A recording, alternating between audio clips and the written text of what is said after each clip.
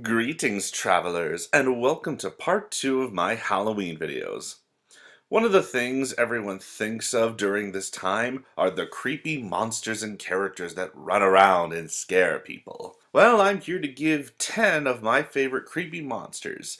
So sit back, relax, and enjoy my list of the top 10 creepiest monsters and characters in the world. There aren't any rules to this list, and this is just my opinion, so if there aren't any characters or monsters on this list, then I just have yet to see them. Number 10.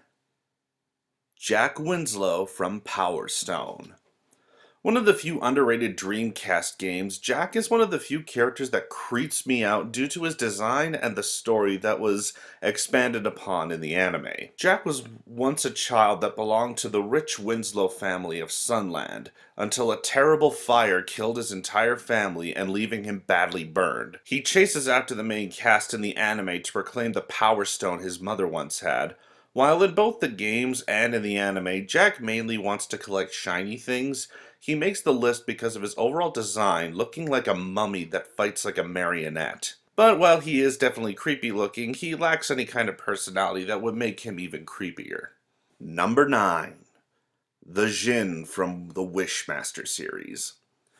This character brings to life the creepy thought of having your wishes become twisted. The character of the Jinn is played by Andrew Divoff, who gives off a creepy performance as he grants twisted wishes of those who ask him all to fulfill his purpose and bring his kind into the real world. The only downside is that he only seems to be creepy in the first movie, while also taking his sweet time to get to his goal, and even going so far to have his goal change in the fourth movie, when he decides to fall in love. Really? Couldn't change your goal to anything else other than you wanted to fall in love? Ah well, we at least got 2 movies where he did some pretty nasty and creepy things, so I guess that counts for something. Number 8. Sachiko from Corpse Party. I'm mainly going to be talking about the version of this character from the 3DS game, as that's the one that I mostly know about. When she was a young girl, Sachiko saw her mother murdered in front of her by the principal of her school, who had the intention of raping her. After which, Sachiko ran from him before she was eventually caught and strangled by the principal, and then buried underneath the elementary school. After which, Sachiko came back as a spirit and split the school into an alternate dimension where she can kill anyone there. While I would put this character higher on the list, the one reason why she is so low is because she is one of the many creepy ghosts throughout the game, and she does eventually get a happy end if you play the game correctly. Number 7.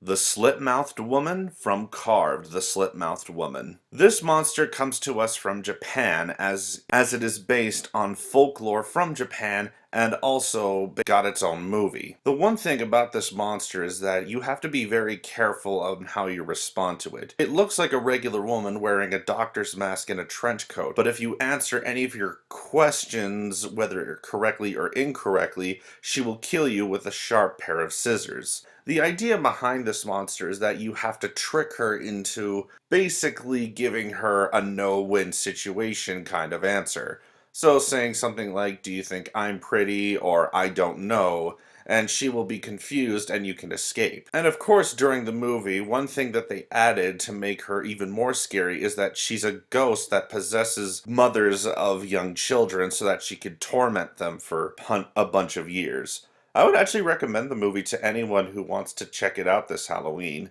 But the reason why she's only at number 7 is because, well, the idea of someone looking creepy by just wearing a doctor's mask isn't all that creepy anymore. At least to me, anyway. Number 6. Kayako from the Ju-On series. I'll mostly be mentioning the original Japanese version, as to me it's the superior version. We learned that Kayako, the spirit of the house that she lives in, was once a simple housewife and had a husband and son named Toshio. After her husband discovered that she had a secret feelings for another man, he went crazy, killing her and his son. This caused Kayako and Toshio's spirits to turn angry and create a Ju-On, or a curse upon their house, to kill anyone who entered, and those who survived would be followed until the curse killed them. What makes Kayako specifically creepy is that she and her son will wait for the right moment to strike. Also, because of how Kayako was stuffed into the attic and her body is basically broken beyond belief, you see her just crawl on this creepy broken body and hearing the only thing coming out of her mouth, the gargle, or as the fans call it, the death rattle, as she slowly kills you by either whisking you away or by snapping your neck. Number 5. Scarecrow and the Mad Hatter from the Arkham series. I'm placing these two characters on the same spot because in the games they have similar abilities. While Scarecrow and Mad Hatter in the comics are different people, they do use a person's mental abilities to harm them and to make them weak to what they want to do.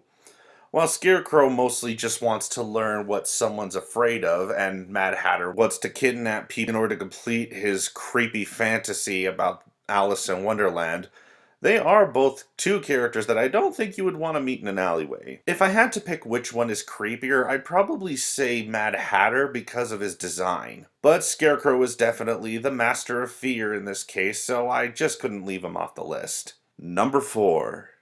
Duskull from Pokemon. Well, if there's one thing about certain Pokemon is that they can be very, very creepy. If you read the Pokédex entry of Duskull, it is a Pokemon that after it chooses a person will stalk them until the sun rises. Or that it will take the souls of bad kids who get scoldings from their mothers. How is this thing not creepy as all hell, and yet 10-year-olds have magic balls that capture these things? Good thing I don't live in the Pokemon universe. Plus the fact that Duskull's design is really creepy with the fact that it looks like a skull head that follows you around doesn't really help much. But then again, there are probably much more creepier Pokemon than this one, but it's still pretty creepy. Number 3. The Boogeyman from Martin Mystery. Martin Mystery is one of the best supernatural Canadian cartoons ever made that was also based on a popular French-Canadian comic book about a trio of paranormal investigators. So what is one of the most memorable monsters that these characters have faced? Why, it's the first monster that you see in the very first episode. The Boogeyman. Yeah, this monster is actually one of the few monsters that I remember being scared of as a kid, and that is both due to the fact of its voice and its design. While most people would laugh at it because the voice sounds like Dr. Claw, the design of this monster feels like a fusion of a withered tree and Freddy Krueger. It was that creepy. But now I find that there are other monster designs out there, but this one is still remembered as a childhood nightmare classic. Number 2. The Vampire Transformers from Transformers Prime. So yeah, one of the modern Transformer cartoons actually made a really creepy episode. In the episode, the Decepticon known as Knockout is experimenting with another Transformer who was fused with a human. He and Starscream try fusing Synthetic and Dark Energon, turning him into a vampire Transformer that goes around drinking the energon of the Decepticon crew. Not only does this episode give off a creepy Halloween vibe, but also gave Transformers, a show generally marketed to sell toys, a creepy monster fusion that no one can deny was the highlight of the show. I still remember how creepy this thing was, just by it walking like a zombie and only saying one word. Number 1. Laura and Ruvik Victoriano from The Evil Within. These characters are creepy from the very moment you see them, but they're also very tragic when you learn about them. In the game, you discover that Laura and Ruvik were burned by a bunch of farmers who wanted revenge on their parents for losing their farmland. After which, Ruvik, who was the only survivor of the burning, was locked in the basement by his father, who he killed after he had escaped from the basement.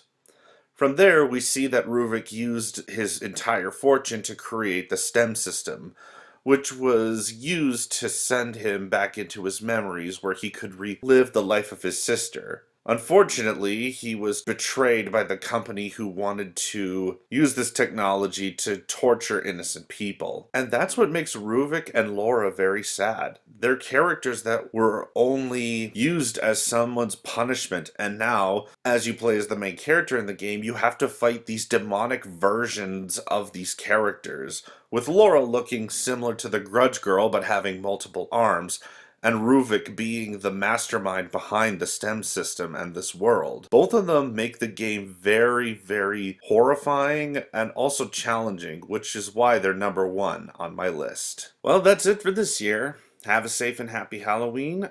I'm Dr. Waluigi, and remember, don't judge a book by its cover, because you'll never know what's inside.